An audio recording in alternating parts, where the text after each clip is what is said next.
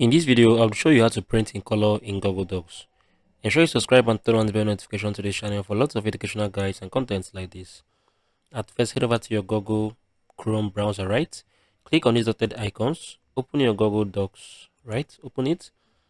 Once you have opened it, you'd click on this blank document, wait for it to open. So I'm gonna come on here.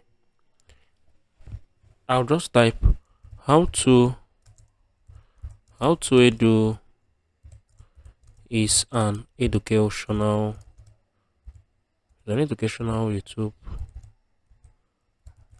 educational channel, right? So I'm going to show you how you can print in color, right?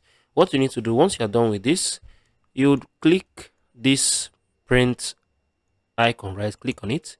Once you have clicked on it, you'll be displayed with a preview option, right?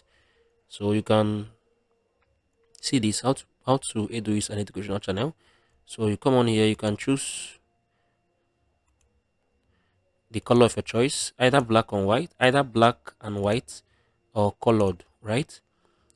So this is basically how you can print in color on Google Docs. If you found this video helpful, share your thoughts below in the comment section. I'll see you guys in the very next one.